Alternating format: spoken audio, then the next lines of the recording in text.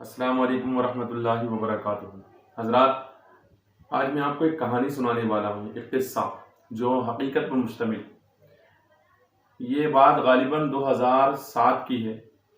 میں برہانپور میں ایک جگہ امامت کرتا تھا۔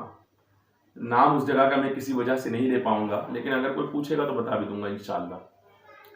حضرات، عصر کی نماز کا وقت تھا۔ میں عصر کی نماز پڑھنے کے لیے مسجد میں پہنچا، نماز پڑھانے کے لیے۔ تو میں نے دیکھا کہ دیوبندی تبلچی جماعت کے کچھ لوگ وہاں آئے ہوئے تھے۔ حالانکہ اس علاقے میں کبھی بھی تبلچی جماعت والے نہیں آتے، اور الحمدللہ آج بھی وہ علاقہ پوری طرح سے سنیت والا ہے اور وہاں پر تبلچی نہیں ہے۔ تو تبلچی جماعت کے کچھ لوگ آئے ہوئے تھے۔ نوجوان لڑکوں نے مجھ سے پوچھا، حضرت مارے بھگائے؟ میں نے کہا نہیں، مارو نہیں، بھگاؤ نہیں، بیٹھنے دو۔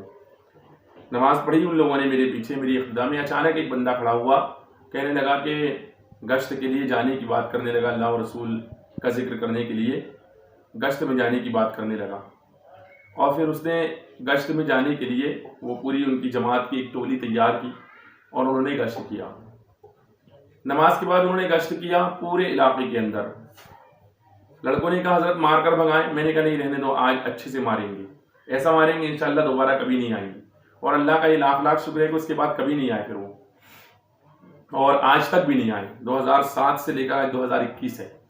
بہرحال حضرات، انہوں نے گشت کیا۔ گشت کرنے کے بعد وہ مسجد میں آئے، مغرب کی نماز پڑھی۔ نماز میں میں نے جیسے ہی سلام پھیرا تو ایک بندہ کھڑا ہوا، کہنے لگا کہ تمام حضرات سنت اور نوافل پڑھنے کے بعد بیٹھے ہیں، اللہ اس کے رسول کی بات ہوگی، اللہ رسول کی بات ہوگی، یہ جملہ ہوتا ہے۔ بہرحال اللہ رسول کی بات ہوگی، اس نے کہہ دیا۔ تمام حضرات کو میں نے بیٹھنے کا اشارہ کیا، بیٹھ جائیں۔ نماز ختم ہوئی، سنت اور نوافل ختم ہوئی۔ جیسے ہی وہ بندہ کھڑا ہونے لگا، میں نے کہا آپ بیٹھ جائیں، اس لیے کہ اللہ اور رسول کی بات ہی کرنا ہے۔ تو پھر اب ہم کریں گے اللہ اور رسول کی بات، اللہ کی بات بھی کریں گے اور رسول اللہ کی بات بھی کریں گے، تو آپ کو سننے میں کوئی حرج تو ہونا نہیں چاہیے۔ آپ تو اللہ رسول کی بات ہی کرنے آئے ہو، تو بیٹھو اور سنو۔ میں نے کہا دروازہ بند کر دو، ان کو جانے نہ دیا جائے، جتنے لوگ ہیں سب بیٹھیں یہاں پر۔ پھر میں نے قرآن مقدس کی آیت کریمہ پڑھی، وَتُعَزِّرُوهُ وَتُوَقِّرُوهُ إِنَّا أَرْسَلْنَاكَ شَاهِدًا وَمُبَشِّرًا وَنَذِيرًا لِتُؤْمِنُوا بِاللَّهِ وَرَسُولِهِ وَتُعَزِّرُوهُ وَتُوَقِّرُوهُ۔ اور اس آیت کریمہ کے ضمن میں نے بولنا شروع کیا کہ اللہ تبارک و تعالیٰ نے اپنے نبی صلی اللہ علیہ وآلہ وسلم کو اس لیے بھیجا ہے کہ اِنَّا أَرْسَلْنَاكَ شَاهِدًا، یعنی حضور کو شاہد بنا کر، حاضر و ناظر بنا کر بھیجا، وَمُبَشِّرًا، اور خوشی سنانے والا، وَنَذِيرًا، ڈر سنانے والا بنا کر بھیجا، لِتُؤْمِنُوا بِاللَّهِ، تاکہ اللہ پر ایمان لاؤ، وَتُعَزِّرُوهُ وَتُوَقِّرُوهُ، اور رسول اللہ کی تعظیم و توقیر کرو، اور جو ہے تو صبح شام اللہ کی پاکی بولو، عبادت کرو۔ تیسرے نمبر پر پاکی کو لیا۔ میں نے اس طرح بیان کرنا شروع کیا۔ میں نے بتایا کہ صحابہ اکرام نے کس طرح پاکی سرکار صلی اللہ علیہ وسلم کی تعظیم کی۔ اس پر میں بہت لمبی ڈیپ میں نہیں جانا چاہتا، کیونکہ لمبا ویڈیو کوئی دیکھتا بھی نہیں ہے، بات پہنچانا مقصود ہے۔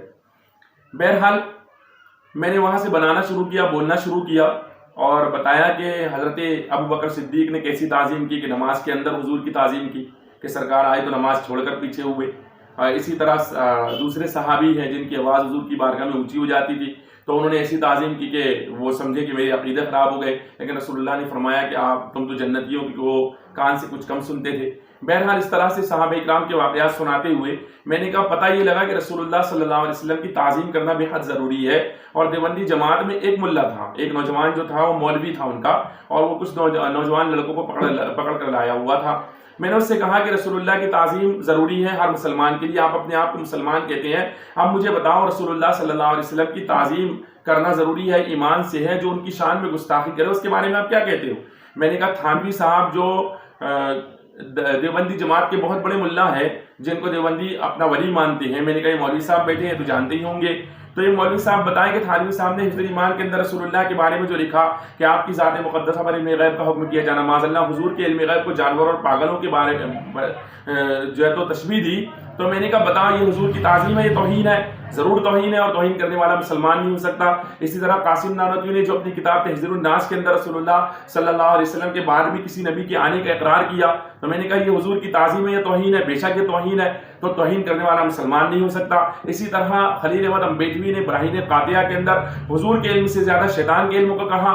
میں نے کہا بتاؤ رسول اللہ صلی اللہ علیہ وسلم کی تعظیم کی یا توہین کی، تو توہین کرنے والا مسلمان ہو سکتا ہے۔ میں نے کہا اسی جماعت کے اندر آپ شامل ہو کر انہی ملا मुल्लाओं को अपना पेशवा मान करके यहाँ आकर के लोगों को बहकाते हो। मैंने कहा आपकी नमाज की तबलीग से हमें तकलीफ नहीं है, हम भी लोगों को नमाज पढ़ाना चाहते हैं और नमाज की दावत देते हैं, लेकिन तकलीफ यह है कि आप बातिल अकायद वालों को अपना पेशवा मानते हो और उन पेशवा मान करके उनको पेशवा मान करके इस तहरीक को चला रहे हो और लोगों को उनसे जोड़ने की कोशिश करते हो और यही गंदी अकीदत लोगों के ज़हन दिमाग में उतारते हो। इसलिए हम लोग यहाँ पर बैठे हुए हैं कि बताना चाहते हैं कि जितने नौजवान तुम्हारे साथ आए हुए हैं इनमें से बहुत सारे नौजवानों को तुम सिर्फ नमाज के बहाने लेकर के आए होंगे। तो बिरादरान मिल्लत इस्लामिया, मेरी इस तकरीर का असर ये हुआ कि मैंने देखा कि वो देवबंदी मुल्ला जो था वो बैठा रहा। तकरीर तो बहुत लंबी की थी मैंने, लेकिन मैंने चंद मुख्तसर बातें की।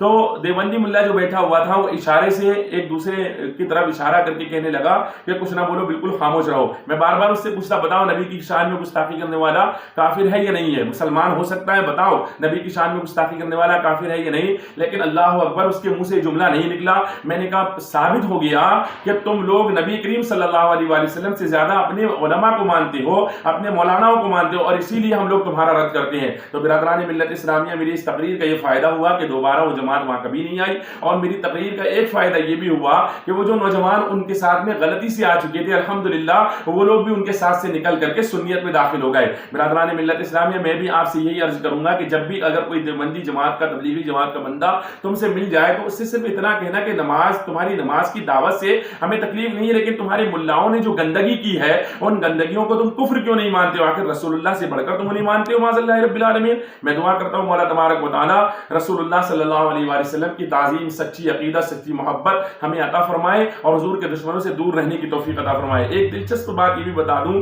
कि उस जमाने में थानवी का नाम लेते हुए भी तबलीगी जमात वाले डरते थे।